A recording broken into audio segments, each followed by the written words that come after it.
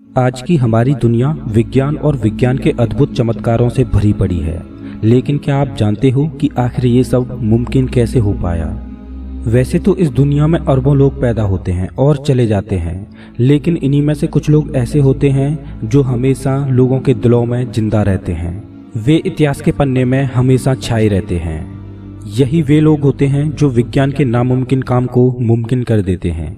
ऐसे लोग हमेशा नेचर के नियमों को समझते हुए आगे बढ़ते हैं और अपने विकास के बंद रास्तों को खोलते हैं। आज हम ऐसे ही एक महान इंसान के बारे में जानेंगे जिसने प्रकृति के नियमों को समझते हुए मानवता के विकास को आगे बढ़ाने में महत्वपूर्ण योगदान दिया और इस पूरी दुनिया का नक्शा ही बदल कर रख दिया।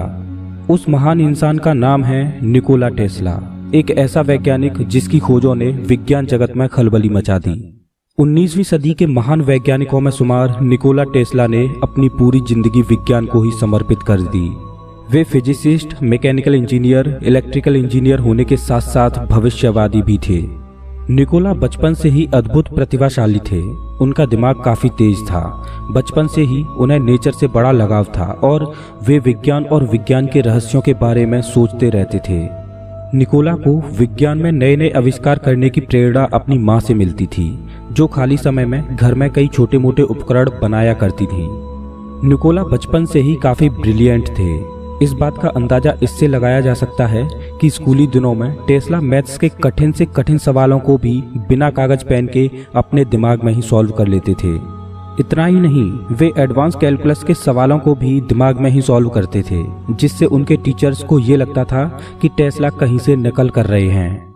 ये वो दौर था जब स्कूली शिक्षा खत्म करने के बाद युवाओं के पास केवल 2 चॉइसेज हुआ करती थी। एक तो ये कि वह पादरी बन जाएं और दूसरी कि वो सेना में भर्ती हो जाएं। लेकिन निकोला टेस्ला तो किसी और ही दुनिया के सपने देख रहे थे, एक ऐसी दुनिया जो रहस्यों से भरी थी, विज्ञान की दुनिया। बताया जाता है कि स्कूली शिक्षा खत्म करने के बाद निकोला के पिता ने उन्हें पादरी बनने को कहा, लेकिन उन्होंने इनकार कर दिया। उन्होंने अपने पिता से कहा कि वे आगे पढ़ना चाहते हैं। अपने बेटे की पढ़ाई के प्रति रुचि देखकर उन्होंने 1875 में निकोला का एडमिशन ऑस्ट्रिया के एक पॉलिटेक्निक कॉलेज में करा दिया, जहां उन्होंने 9 परीक्षाओं को पास करके प्रथम स्थान प्राप्त किया। टेस्ला को नई नई खोज करने में बहुत रुचि थी, लेकिन इसके लिए वे आर्थिक रूप से कमजोर थे। इसी बीच 1881 में उन्हें एक टेलीग्राम कंपनी में नौकरी मिल गई, जहां पर उन्होंने कम्युनिकेशन इंस्ट्रूमेंट्स में कई सुधार किए और टेलीफोन एम्पलीफायर को एक नए रूप में बनाया, लेकिन इन्हें वे पेटेंट नहीं करा पाए। बताया जाता है कि निकोला टेस्ला की याददाश्त फोटोग्राफिक थी। वे जो भी आविष्कार डिजाइन करते उसे बिना कागज पर उतारे ही पूरा कर देते थे। इसलिए कुछ लोगों को लगता था कि टेस्ला के पास कोई दिव्य शक्ति है। हालांकि टेस्ला अक्सर कहा करते थे कि उनका संपर्क एलियन जैसे लोगों से होता है और उन्होंने टाइम ट्रेवल भी किया है, जहां उन्होंने फ्यूचर, प्रेजेंट और पास्ट तीनों को एक साथ जिया है। ये बात टेस्ला ने अपनी किताब माई इन्वेंशंस में भी कही है। टेस्ला की इन्हीं खूबियों के चलते 1882 में उन्हें थॉमस एडिसन की कंपनी की फ्रांस यूनिट में नौकरी मिल गई और इसके बाद 1884 में इनका ट्रांसफर अमेरिका हो गया। टेस्ला ने थॉमस एडिसन के आविष्कारों में बहुत बड़ा योगदान दिया, लेकिन फिर एक समय ऐसा आया जब एडिसन और टेस्ला के बीच इलेक्ट्रिसिटी वॉर शुरू हो गया। दोस्तों, इलेक्ट्रिसिटी वॉर पर मैं पहले ही एक वीडियो बना चुका हूं, आप उसे हमारे चैनल पर देख सकते हो। एडिसन की कंपनी छोड़ने के बाद उन्होंने अपनी खुद की कंपनी खड़ी की और उन्होंने एसी प्रणाली को लाकर दुनिया की ही किस्मत बदल दी।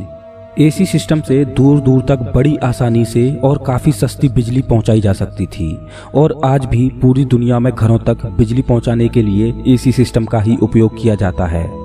आविष्कार मानो जैसे कि टेस्ला के खून में बसे हों। अपनी अद्भुत कल्पना शक्ति और बुद्धिमत्ता के चलते टेस्ला ने बहुत से ऐसे आविष्कार किए जिन्होंने वैज्ञानिकों में खलबली मचा दी, जिनमें से कुछ तो आज भी कार्यरत हैं, लेकिन कुछ इतिहास के पन्नों से ही गायब हो गए। 8 भाषाओं का ज्ञान रखने वाले निकोला टेस्ला जो भी सोचते थे वो उनके समय से कहीं अधिक आगे का होता था। इनके कुछ आविष्कार तो ऐसे थे जो अगर आज होते तो हमारी दुनिया का नक्शा कुछ अलग ही होता।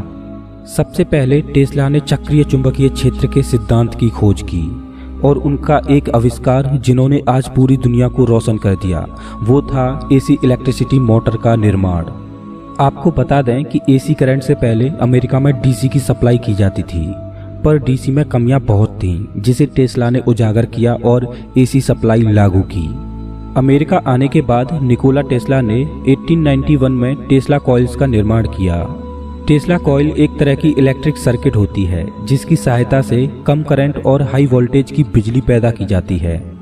आज के समय में रेडियो, टेलीविजन और अन्य इलेक्ट्रॉनिक्स में टेस्ला कॉइल का काफी उपयोग किया जा रहा है और वायरलेस ट्रांसमिशन में इसका उपयोग हो सकता है। इसके बाद इन्होंने 1895 में रेडियो संचार तकनीक का आविष्कार किया। बताया जाता है कि रेडियो संचार तकनीक पर टेस्ला काम कर रहे थे और उन्होंने ये प्रोजेक्ट बखूबी पूरा भी कर लिया था, लेकिन 1895 में ही उनकी लैब में आग लग गई, जिसकी वजह से वे इसे पेटेंट नहीं करा पाए। और इसके बाद राजनीतिक कारणों के चलते रेडियो के आविष्कार का पेटेंट मार्कोनी नाम के एक इटालियन वैज्ञानिक को मिल गया।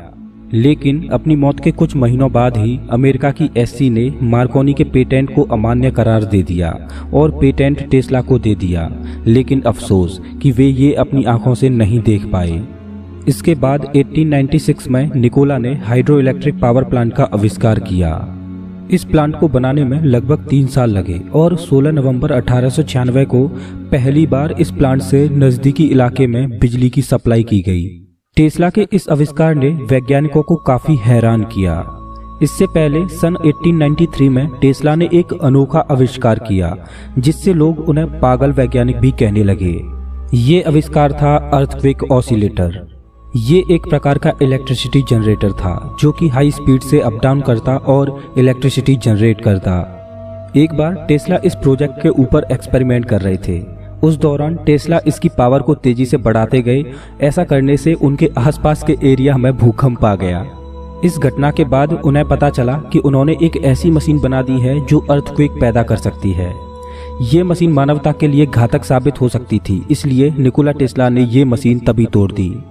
इसके बाद 1898 में इन्होंने खिलौने के आकार की एक नाव बनाई जो कि रिमोट से चलती थी। ये नाव अपने समय से कहीं अधिक आगे की थी।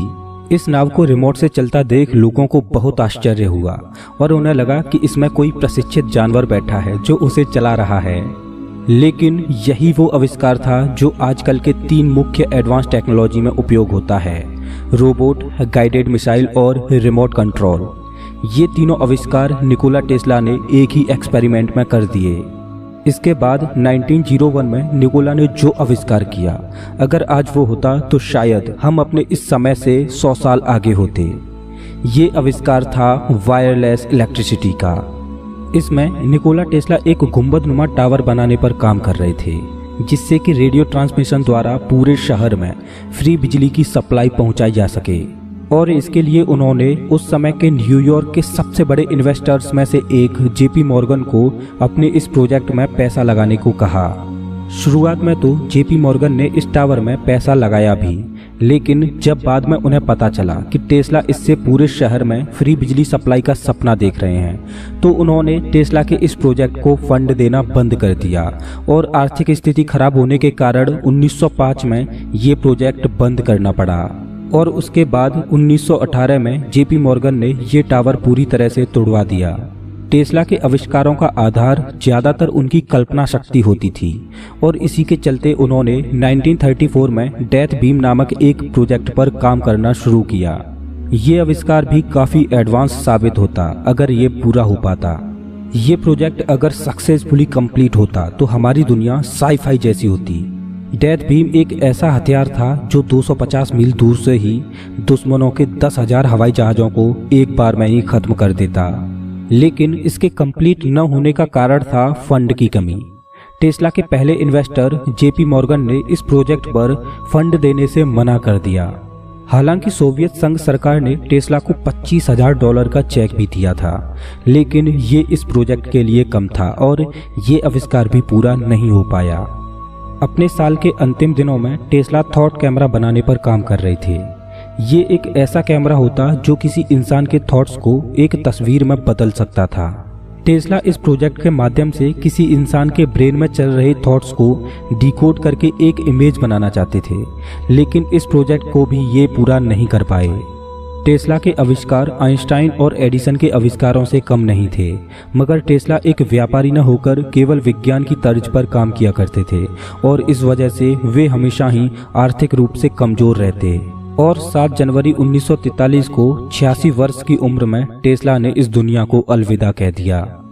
बताया जाता है कि टेस्ला ने आजीवन विवाह नहीं किया क्योंकि उन्होंने अपना सारा समय विज्ञान और इसके आविष्कारों में लगा दिया। अपने जीवन के अंतिम दिनों में टेस्ला के कुछ प्रयोग असफल हो गए और कुछ वैज्ञानिक उनके ही पेटेंटों को चुराकर शोहरत पा रहे थे, जिससे वे डिप्रेशन का शिकार हुए। टेस्ला ने अपने समय में हजारों किताबों को पढ़ा। अपने वैज्ञानिक जीवन के दौरान निकोला टेस्ला ने द फ्लाइंग सॉसर और इम्प्रूव्ड एयरशिप्स जैसे प्रोजेक्ट्स पर भी काम किया, लेकिन लोगों ने इन पर भी अपनी गलत राय ही पेश की। टेस्ला को एक सनकी वैज्ञानिक के तौर पर भी देखा जा सकता है। वैसे तो टेस्ला को उनके आविष्कारों का श्रेय नहीं मिला और उनके प्रयोगों को सरकार ने दबा कर रखा है, लेकिन टेस्ला को विज्ञान जगत में काफी सम्मान दिया गया है। टेस्ला को उनके सम्मान में उनके 75वें जन्म दिवस पर टाइम मैगजीन ने अपने कवर पेज पर उन्हें जगह दी थी। इतना ही नहीं बल्कि चुंबकीय प्रभाव की यूनिट टेस्ला उन्हीं के सम्मान में है। टेस्ला को आज की आधुनिक दुनिया में वाईफाई का जनक माना जाता है। भले ही आज टेस्ला द्वारा किए गए आविष्कारों को उनके आविष्कार के तौर पर नहीं माना जाता हो, लेकिन टेस्ला ने जो मानवता के लिए किया है उसके लिए सदैव हम उनके रेडी रहेंगे। दोस्तों, अगर आपको ये वीडियो अच्छा लगा हो तो लाइक करें और ऐसे ही इंफॉर्मेटिव वीडियोज के लिए चैनल को सब्सक्राइब करें, साथ ही बेल आइकन दबाएं।